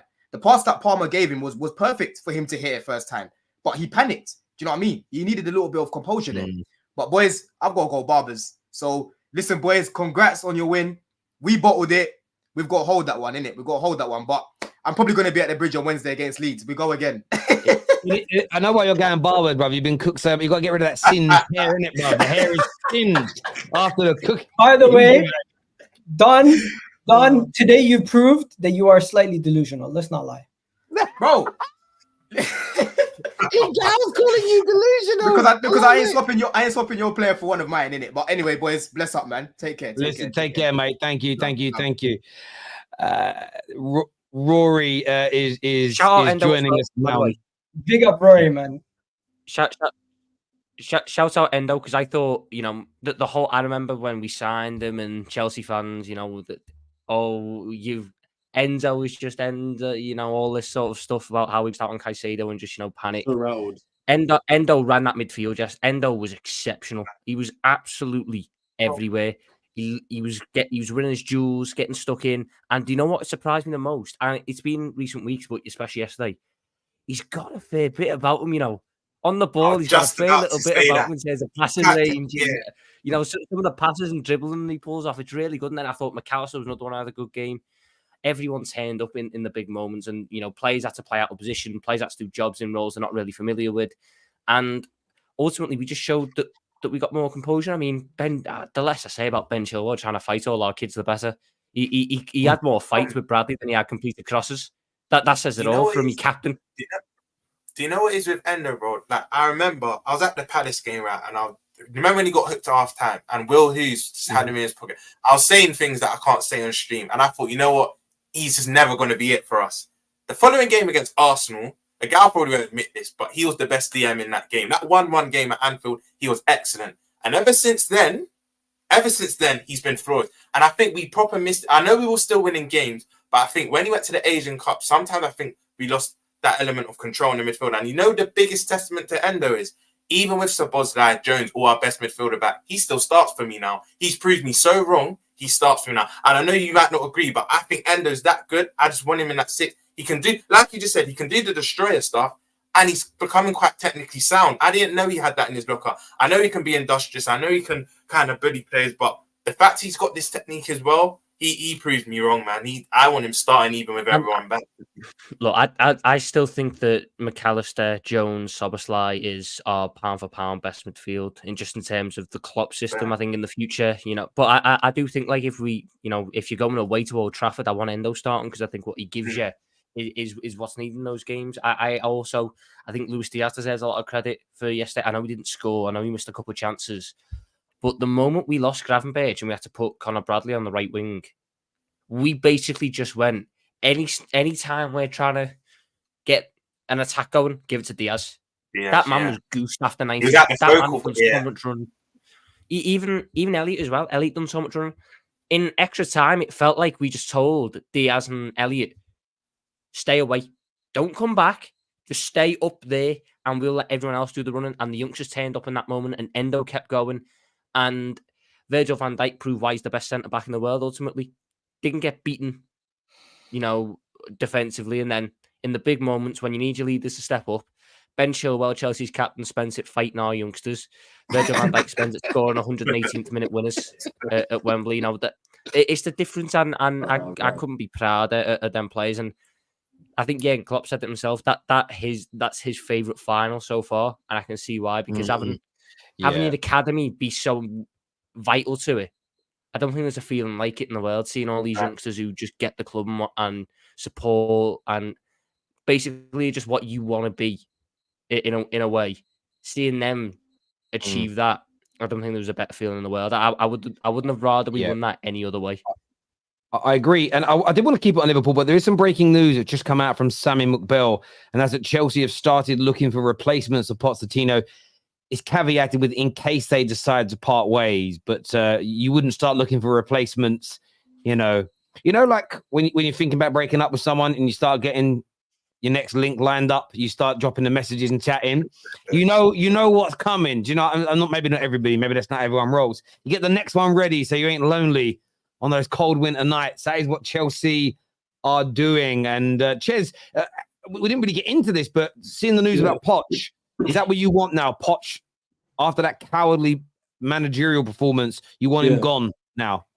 Yeah, it's a shame, man. Like, I was the whole season, people asked me Poch in, Poch out, and I tried to refrain from giving a response because I hear what you man are saying. Some of the players are overrated. They've underperformed massively this season and all that good stuff. But I did want to see Poch win this trophy and kind of prove me wrong and prove a lot of the fan base wrong that he can do it. But obviously, him admitting after the game he has like a negative mentality, defeatist mentality, him kind of like his weird tactics. And even I'm hearing Patrick saying before he was this tough manager, and now I'm seeing the guy who can't even fight in the cup final. So for me, the writing's on the wall. He has to leave because we have standards, fortunately for us, still. That's all we have left. And my thing is, the next manager, obviously, made you man laugh, innit? Obviously, our next manager is a massive issue for us because obviously we've done 2 managers now, which haven't worked. Poch's a different way than Potter. Potter's a different situation. He had Havertz and Mount who were dusty ballers, and now we've got like young players in Poch. So I don't mind a De Zerbi or Almiron, these kind of up-and-coming managers. But the bottom line is, look at Tom. Leave Amorim alone. Leave Amorim alone. He don't deserve money that talks, Chelsea Tom. mess. Money talks, mate. We'll just throw money at it. He don't deserve that Chelsea mess. He's a much better man than that. Do you know the thing about I think if Amorim joined you, Ches, Tom might have a breakdown. That's how deep. I know, because you've been shouting about him for time. Tom's got like I heard he sent him a Valentine's card type crush, you know what I'm saying? Proper man crush. The thing about Chelsea is that I know Ches might admit it, but I wanted Don to say this. This is probably one of the worst sporting projects done in a very long time. I mean, it has been a failure, an absolute failure. The only thing that might actually revive Chelsea is that they got money to paper over the cracks. Like what Ches said, we can probably get any manager in the world, just offer them money. Just offer them money. But you have to look at it with the owners. It comes from the top down. I said it from the beginning of the season, and I know I keep on repeating myself, but it's like when you're rotten from the top, it's going to trickle down. When the owners don't really know what they're doing, the manager doesn't really know what they're doing, then the players don't really know what they're doing. And really and truly, Chelsea have to look at themselves inside and actually say, do you know what? We need drastic changes in this you know what I club. would say though? Do you know what's the funny about football? Football moves so quick because all our fan bases here, all of us, would have said at one point, our owners, maybe the Glazers, this is probably a bit different. But Arsenal fans, certainly, Liverpool fans, and definitely Spurs fans, for the last 5-6 years with this, our ownership is terrible. They don't do enough. And then you get that guy that comes in, and things don't drastically change, but you see massive improvements. So I'm not saying that we're going to end up being that Klopp, but I'm just saying that if you get the right manager correct, with money you can do that. It's not. I would say the right manager over some time can paper over the cracks. Yeah, because if you actually look at it with Sir Alex Ferguson, the Glazers were still in charge from this latter part of his career, but because Sir Alex Ferguson was so good, he could paper over the cracks of the Glazers were actually doing. It's also it's how you're run, and I do agree. If Chelsea's next manager does a good job and they actually in the summer sell 2 or 3 of these youngsters, buy 2 or 3 experienced players, you could see a big turnaround. Rory, if they do sack Poch, who do you think Chelsea should target from a managerial point of view? Who do you think could go in there and help? Just breaking news. We're actually linked with interest in Almiron for real. So Chelsea are actually looking at him on the shortlist. Tom, brace yourself. Tom, brace It's not looking good, bro. I'm not even capping. Sammy Mukbal just dropped it. Put your sock away, Tom. Put the sock away. You're the tissue. Rory. Rory, like, who do you think they should target? Really, is it someone of that level or not? I genuinely, I don't know. I think that's where this project has ended up in a point where it's like, do you bring in another project manager, a young up and coming manager? They did that with Potter. They didn't give him the time. They're not, and if they'll have rinsed through 3 managers at this point. Clearly, they're not going to give anyone the time that they need. So then the only other option is that you go for like a legitimate, experienced winner. But again, I think the squad that they would inherit is not the same as any other top squad that they'd be used to inheriting. And so they're going to have the same issues. So I genuinely, and this is why I think the problem's so bad for Chelsea at the moment, is the squad, the setup doesn't suit any manager. So yeah, I mean, maybe they get Amorim, maybe they go for De Zerbi, but De Zerbi is literally just Graham Potter V2 in the sense that, and if they go back to Brighton again, that's just embarrassing. So yeah, I don't know. It'll be funny either way. It would have been cheaper for Clearlake and Bowley to just bought Brighton Football Club. That's they've taken all their backroom staff, their last 2 managers. Like, you might as well just it would have cost about £100 million to have bought them, and they could just had it already done. We should just have a joint partnership. How about this, Ches? I think you should just put all the managers that might be available in the summer in a hat, shuffle about, pick one out, and whichever name comes out, just go for them.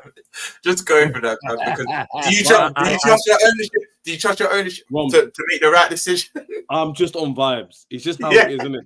My thing over summer is just going to be enjoying my summer, go on holiday, come back in August, and just see what happens, isn't it? Jose back again.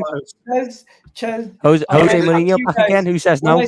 No, give it lamps. Give it lamps till the end of the season. All I have to say is to the Chelsea fans, that were, as Terry would say, giving it the big end over the last couple of years, saying our rebuild is the best rebuild ever, going crazy about their signings, celebrating every single transfer. It shows you if you don't know if you don't have a plan, you can spend all this money and just ended up getting shafted.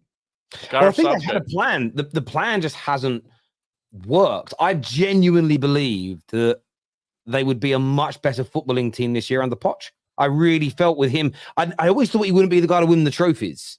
That I think he's a bottle job for that. Yeah, I thought he'd have him playing better football. But it's that nothing's kind of worked. It's crazy. There's some more super chats that have come in here. This is from man like Canadian Cam. He says, "How dare you speak of dusty ballers after that display? You shameless fraud, Ches."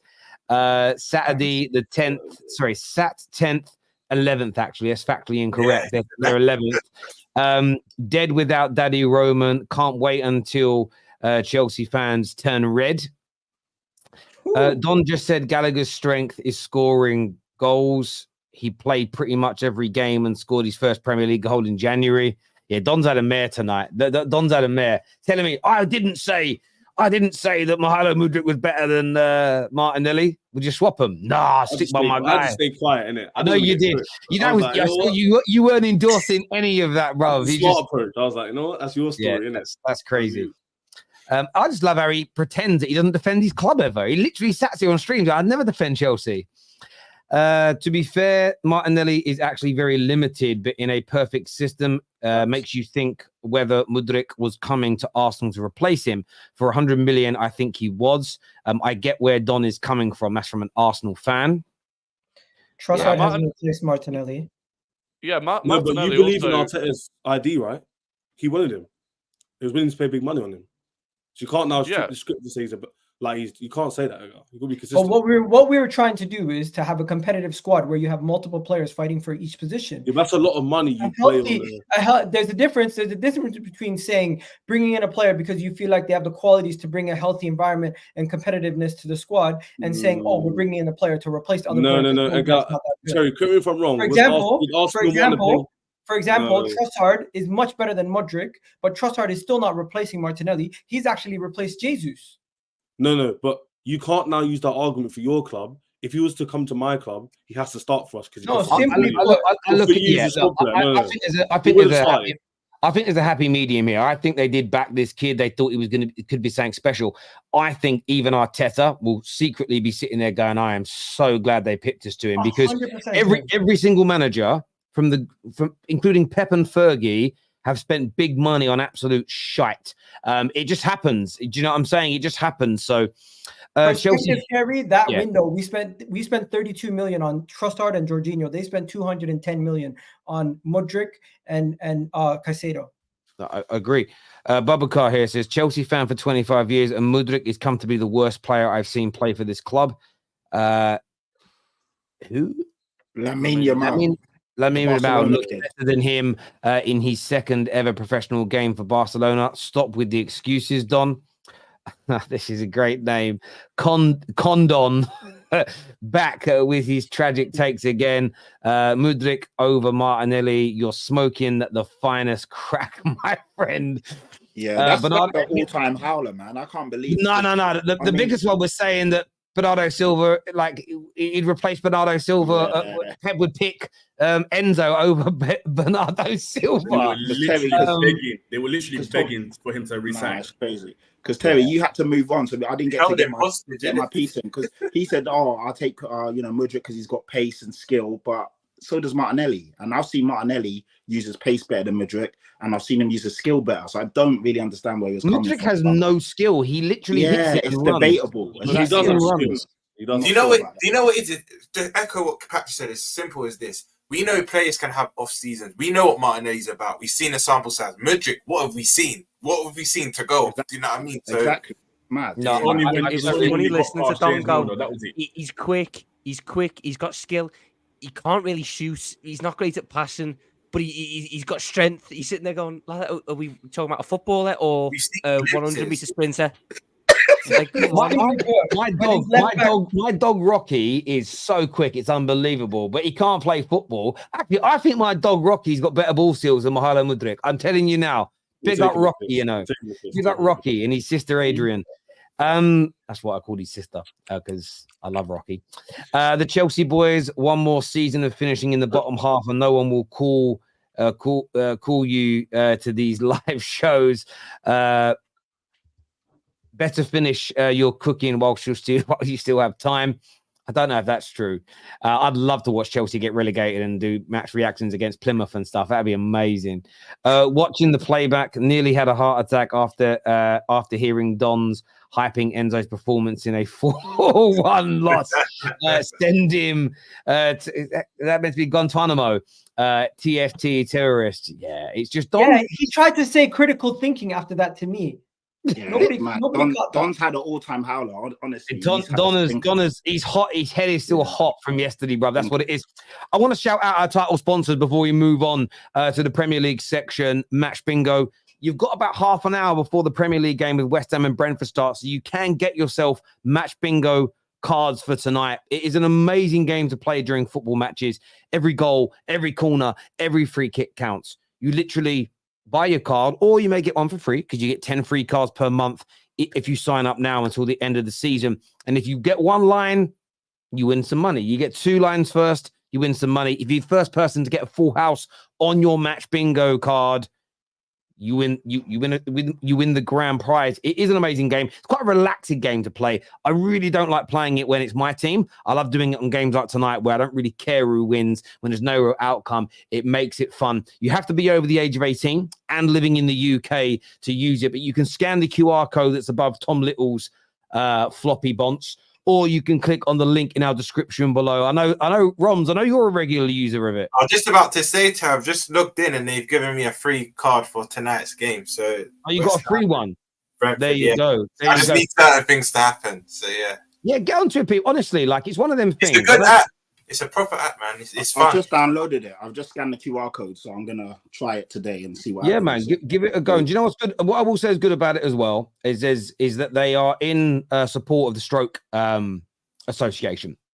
So they give a lot of their proceeds to help victims of suffered with strokes and all the sort of side effects that come from that. It's one of the reasons I wanted to work with them after a very close person to me died not long ago from a stroke. So there's a real benefit behind what they do as well in terms of helping people. It's a little bit of fun. Of course, always gamble responsibly, but you're talking £2 for a card. So unless you're buying, just be responsible. It's really inexpensive. And there's lots of free giveaways on there as well. So go and check it out, my people. Now, moving on to the Premier League. Egal. Arsenal. Unstoppable at the moment. Unbelievable. Unbelievable, Terry. We've scored 25 or 26 goals? I can't even remember. 25 in 6 games. 25 in 6 games. And I think you tweeted out something about us not even having more than 6 shots. You've conceded 7 shots on target in the last 5 games. In fairness, it's mad. Football gods. I tweeted that. 72 seconds exactly later, you conceded. Literally my fault. That's the football god. But yeah, 7 shots on target. You've conceded in 5 games. In the Premier League, you're ridiculously good right now. I really do believe this team is coming into... I think Mikel Arteta not only unleashed the shackles in February, but Trossard, the ability to take people out and rotate. Mikel Arteta is starting to figure out, and he's learning as a manager when to use certain players and how to rotate the squad, because the rotations that he's been making lately have benefited us massively. Knowing when to bring in Jorginho in this game, having games where he's bringing in Trossard and what do you call it, and then also having games where you're playing other players. The ability to just rotate players and have that quality in the team has helped us massively throughout this little good period that we've had, because we haven't been playing the exact same way. When you have Declan Rice playing in the 8, then you have him playing in the 6 the next game, it's kind of throwing teams off. And our set piece coach deserves a massive round of applause. He has been doing wonders this season. We came back from Dubai. Declan Rice been on the corners. He's already gotten 4 assists from being on set pieces, and the set piece coach deserves a raise. The fact that Bukayo Saka is on this ridiculous form, but yet people keep wanting to have a world-class debate, just makes me laugh. Like, can we not just appreciate what he's doing right now? Although, of course, I'm going to say he's world-class, but I don't really care what anybody else says at this point with how he's performing. If he keeps doing this and you guys aren't calling him world-class, well, if he leads us to a league title, then we'll know what you're going to have to say. And I really do believe if we can just find our way to see out the rest of the season against the small teams and have these kind of performances, our goal difference is going to be a crucial part to this league title. Because if it comes down to close points, that goal difference is just that little buffer you have to help you. I know it's never going to be level on points at the end of the season. That's rare, but of course, we've seen situations where that goal difference can play a factor, and teams try to go for it, and it can hurt them. So it's good that we're there and thereabouts, and the team is not only clicking on the defensive end, but we're scoring goals too. So it's wonderful to see, Terry. I love it from every single aspect, and I don't think there's a Gunnar out there that wouldn't say we're in this, like this title race. We're in it, and anybody who was counting us out going into the Liverpool game is looking very foolish right now. Rory, how important was it to respond in that way? Because I feel like the world and his dog that's against Arsenal, and there's a lot of people, of course, that are rivals in the media and such. Well, Porto was an awful performance. How is that going to impact the Newcastle game? How important was it, do you think, to respond the way you did? Yeah, it was definitely important. I think now that we're kind of properly into the title race, you look at it, and I don't know if Tom will agree, but like you're looking at City and Liverpool's games in our case, and you're looking at the ones where you're like, that could be a slip up. That could be where they drop points. And I think Newcastle, 8 o'clock kickoff on a Saturday night, less than 72 hours after an away match in Europe, like that was one of those games where I think rival fans would have looked at it and gone, that's where they could drop points. And so that puts more pressure on that game. And so to come out and not even give them a game that they could kind of get their hopes up, maybe it's 0-0 at halftime or whatever, to absolutely put the game to bed by halftime, I think was massive. And the way that, the one thing Newcastle have, they're not as good this season as they were last season. They've got their own issues, but they're still a team that will work hard. And for us, off the back of that European game, to come and just suffocate them in that first half the way that we did, is a massively good sign for us. And it's a good thing going into, the rest of the season and the title race, if we do stay in Europe, knowing that off the back of those European games, we can come back to the Premier League and have games like that. I think it's massive for us. So should be good for the confidence. So, go on. I was gonna say, do you know what? As a rival in this top, I was about to say top 4 race, title race. Sorry, in this title race. I have to give props to Arsenal. They seem like they turned a corner. It seemed like the bad trip has really, really helped them. They're scoring freely and they're conceding less chances every game than any other team. So it is looking good. I'm not gonna lie, it is looking good. And I have said this from the beginning of the season, and Terry, you know this, where I said I don't believe one of the teams will run away with it. I believe it's going to be close until the end of the season. I genuinely believe it will be the top 6 games. Whoever wins the most top 6 games or takes advantage when others drop points in those top 6 games will win the league. But my only question to Arsenal is this. Before the Christmas break, you were kind of faltering, where you lost to, I believe it was West Ham, Fulham, and I think you lost another game, but you were kind of faltering. You needed a break to get back and refresh yourself. What happens when the team gets tired again? That's my question. Because one thing is that Arsenal right now, what I've seen of them is that they're very comfy because I believe there's not much pressure on them as such because they're third. Because nobody's really looking at them in a sense of City, Liverpool on top of them. But what happens if you actually come first? Let me and then the pressure's on you. Let me say this. It's not really about the pressure. To me, one major tweak I've noticed is Mikel Arteta is doing better at rotating the squad slightly. He's doing a little better job rotating the squad, making sure players don't get overworked. Where I felt like going into that winter break where we were playing consistently, he didn't do as good as a job rotating the squad. Maybe he didn't trust in some of the players as much. Maybe you didn't see as many opportunities to rotate. But if you look at the team right now, you're seeing players coming in and out of the side quite consistently.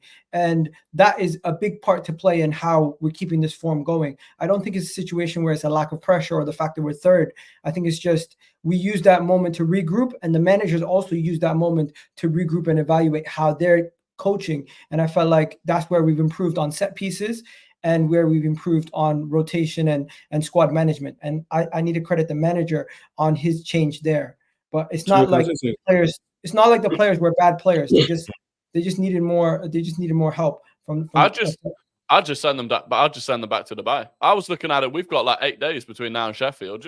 get a quick little 4 days in Dubai and come back again. I'd do that 3-4 times till now. Till Do you want to wear off the Dubai magic though?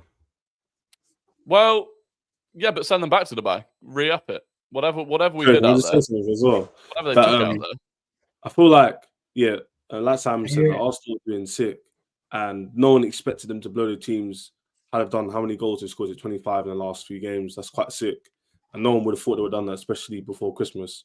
But 2 points I'd like to make are not to be negative, but just put perspective on the title race. Is that just before Christmas, these same fan base were literally saying, "Oh, we might not win the league," and then they beat like Burnley, West Ham, Newcastle. I don't know who the other team was. I think Liverpool. They beat Liverpool. Obviously, is the anomaly because that's a big win. And now it's like, sorry, 6-game winning streak, by the way. But as in before that, you hadn't won in 8. So what I'm trying to say is that it flipped very quickly, which kind of like Arsenal's temperament as a fan base. So it'll be interesting to see. The first point is how it goes, how their performances will naturally drop off because you can't score 6 goals every game, can you? So at the end of the season. So it'll be interesting to see how the narrative changes. The reason why I said that is because City are just getting over the line, and there seems to be like a narrative, and Liverpool to some extent, that it's not sustainable, and they're playing kind of.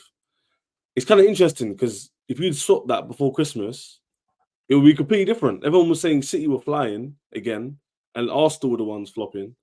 So I don't know about peaking too early is my point, but I don't know. I feel like I'd say the other way around. If it was Arsenal that were just getting over the line and scraping 1-0 wins, and it was City that were winning, smashing them, everyone would be like, "Oh, City are just going to cruise to the title." So that's the other side. What if we do just? Yeah, I know because they've done it so many times before. I get the logic. Yeah. I still think City will win the league, but like, what if Arsenal do just keep up this pace? Oh, you actually don't think Arsenal can win? You're not positive Arsenal can win the league? I still like complete bias out of it.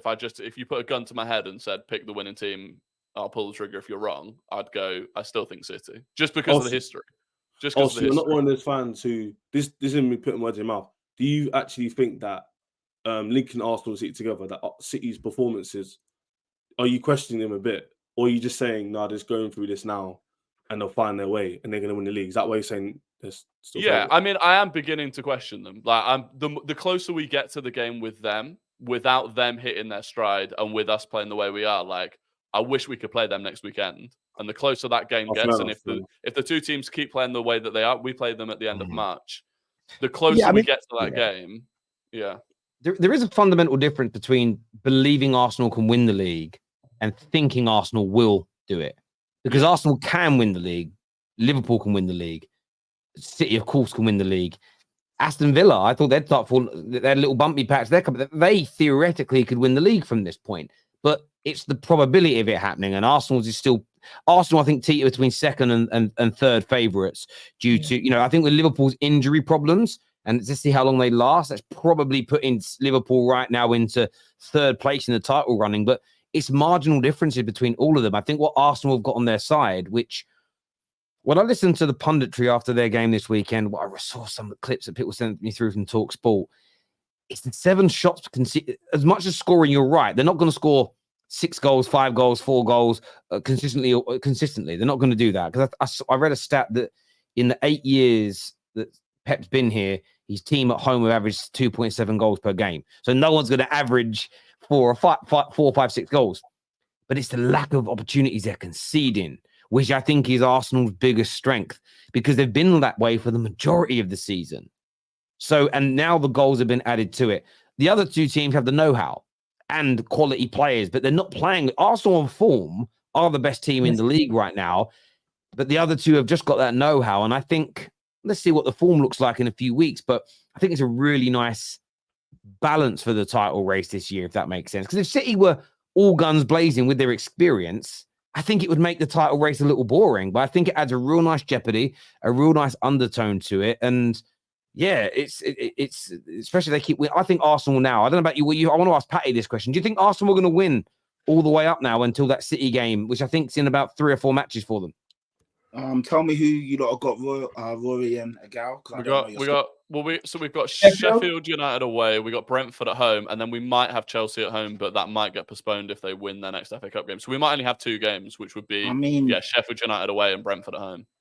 I mean, yeah, those are the teams, and unfortunately, yeah.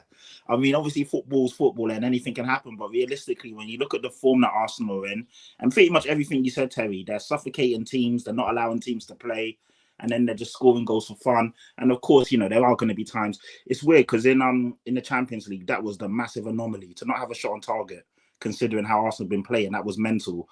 So it can happen, but realistically, they are going crazy at the moment, and it is annoying to see. Like I was out on Saturday, but obviously I had my alerts on, and I'm saying 1-0, 2-0. I'm like, oh, fuck's sake, Arsenal got this. Like it was just straight away, you knew they had won the game, and it's annoying. But yeah, hopefully at some point they will star. But pretty much my prediction from the beginning of the season, everyone that tunes in here, I said it will be a 3-horse title race. Going into it, Arsenal, Liverpool, and City, and then I said whoever gets fourth will probably be about 10 points behind, and it's kind of looking like that. So, through gritted teeth, I have to say, I think the fixture list will be interesting. The fixture lists for both. Yeah. I was just about to ask this to Egal and Rory. Do you think that there's the potential that the Chelsea game could get postponed should they get past Leeds in the FA Cup? That would leave you with, if I'm right, 3 or 2.5 weeks until between your last game and the City game. Is there not a case of that international break coming at the wrong time because of the momentum you've just built up, where you are just flying now, and now you've just sort of got to go, right, stop now, and then everyone's back on a sort of level playing field? Obviously, it could work out well. You go off to Dubai again with whoever's not on international duty. You do whatever you do in Dubai again. That just seems to work wonders, and then you're back on fire. But speaking from experience, we always used to struggle coming off international breaks because you'd build up so much momentum, and then for 2 weeks you got nothing, and it's coming back with the expectation that kills you. So I was just wondering, do you worry about that if Chelsea? I know it'll be 2 weeks if it's regardless, but if it's Chelsea and then you beat Chelsea just before the international break, I think that does your momentum. That's supposed to carry your momentum through it rather than what it could be. I wish the Chelsea game was tomorrow. With their kind of morale right now, obviously you want to get that game out of the way, and obviously the teams that we're playing. But I really do think it's going to come down to that City, Manchester United, Tottenham away. Those 3 games is going to be where our league title hopes are going to be tied to. So I'm not too concerned about the international break, because I find Arsenal off the back of international breaks, we're a lot stronger. I don't know about Rory, but lately I find that we've been doing a lot better, and the team is looking very, very healthy at this moment in time, and everyone's coming back from full health. So this could just actually keep us going for the rest of the season. I'm not too concerned. Yeah, it's one of those. I mean, I feel like City are always just seemingly better at holding players back from international breaks. Like most of our players go. It's just the one of them. Like when you're in form, you just don't want it. Like maybe we come back and we're fine, but maybe we don't, and I'd rather not have it. Maybe we come back. We have Timber, we have Jesus, Zinchenko, Partey, all fit, ready to go, implemented into the team. Rory. Yeah, I mean, it's such a great question, because I think with the way Arsenal are playing right now, there is I do think you're unstoppable in the league right now, up until the game of the Etihad, which I don't even think you can give, based on current form. You'd say Arsenal could get something from that game, but let's see how City are performing then. Let's see what the injury list looks like for both sides. It's going to be great. I mean, if Arsenal go there, and I mean, everyone knows how desperate I am for City. It's not even about Arsenal winning the league. It's anyone but City for me. This 4-peat thing, I'm so desperate for it not to happen. It's unbelievable. But it's going to be amazing. But yeah, the football they're playing. But Terry, if Liverpool and City's game goes as a draw, and we get anything from City away, that massively swings everything in our momentum regardless. So we don't as long as you win that weekend that they I would say if Liverpool in the current position draw to Man City, but we keep ourselves top of the table until you guys play Man City, that is going to be an advantage for us, because hang on, when do Liverpool and City play? When we play Brentford 2 weeks from now. If you draw that game and then we win our games, we'll go top on goal difference. On goal difference, yeah. That's why goals matter. Listen, Man United got to play City first. Could you get something from that? You know, No, but again, but Tom is just upset the football gods. You need us to, and probably not.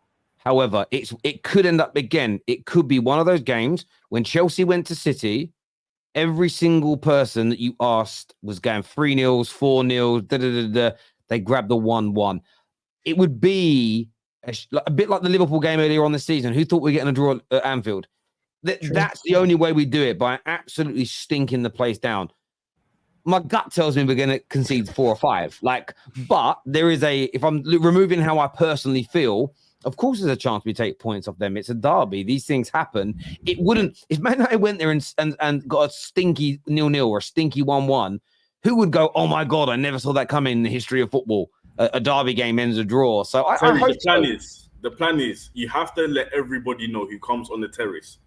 Say that Man United have no chance. When everyone says that, that's how you know Man United will get signed. But I remember what Tom just did there. It's not a dig at you, Tom, per se, but I remember when we went to Anfield, and it was Juanfield Day. I remember the day before I was watching. It was BT Sport. That was so long ago. It might have even been ESPN still then, but it was on ESPN, BT, whatever it was. And McManaman. Who's that bald Liverpool guy, Scottish dude? Is it McAllister? Gary McAllister. Gary McAllister and somebody else. Might have been. No, Owen was still playing. It was somebody else. And they were, whatever game had been on with ending, and they said, so tomorrow Man United go to Anfield. We were in poor form.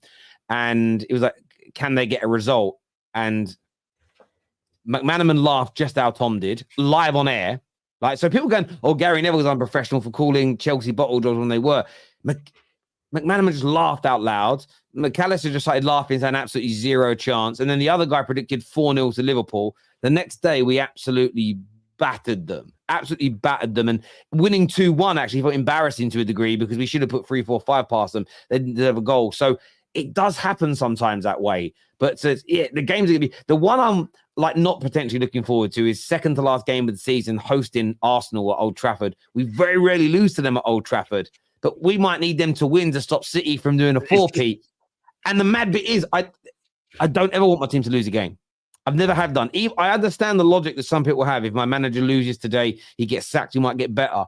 I don't do that, but I understand it and I don't attack it. I'm gonna have to. I can't even say I'd want to lose the game because people already think I'm an Arsenal fan. But depending on the circumstance, that could be horrible for me, genuinely. Our final 2 games, we've got United, who obviously, if you could choose who was going to win the title race, I assume most United fans would pick Arsenal. And then final game, we've got Everton. So if they need to give us 3 points to stop Liverpool winning.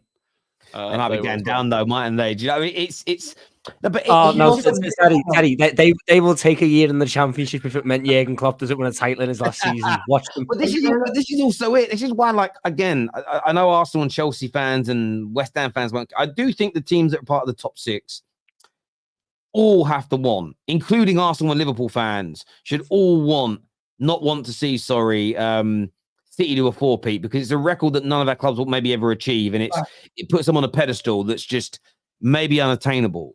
But equally, Liverpool, I also think a lot of the top 6 teams don't want to see Klopp leave with another title because, again, it's just, oh, great, my manager's got to win at least 2 now to be ahead of Klopp and do this. And I think all those things matter. But the thing is, then it leaves you with Arsenal. And I do get why no one wants Arsenal to win it either. I do understand it. It's just, I look at Arsenal as the lesser of 3 evils, really. For you, Terry, for Patrick, and for the Chelsea fans, the exact opposite. They wouldn't want Arsenal to win. Exactly. Anyone. And Mikel Arteta, if you could vote the most hated manager by rival fans, it's probably Mikel Arteta. Yeah, because the way he gets criticized. He's annoying. Yeah, just like the actions on the sideline, he's always overdoing it. He comes across as quite arrogant. We don't like him. Do you know what I mean? I didn't ask, but you see, you volunteered the information, just proving my point. I hate Pep more than Arteta. Oh, really? No, Why? of course, you're a Liverpool fan. But look, if you did a poll, I bet you any money Arteta would be the most hated manager. And I bet you any money Arsenal would probably be the team that people don't like the most. Yeah, because of your fan base. That's because of people like us ago. Yeah, no. Yeah, Man that's not- United, Man United, are the most hated team in the country. This is without a Not at shadow of this a moment in doubt. time, Terry. No, I because- disagree. I as bad as we are, I understand where you feel, and I know that I call it out when Arsenal get like terrible punditry against them. But Manchester United is still, I still stand, but we're everybody's biggest rival, whether they want to admit it out loud or not. The first game, everybody's really checking, well, when do we play United at home? When do we play United away?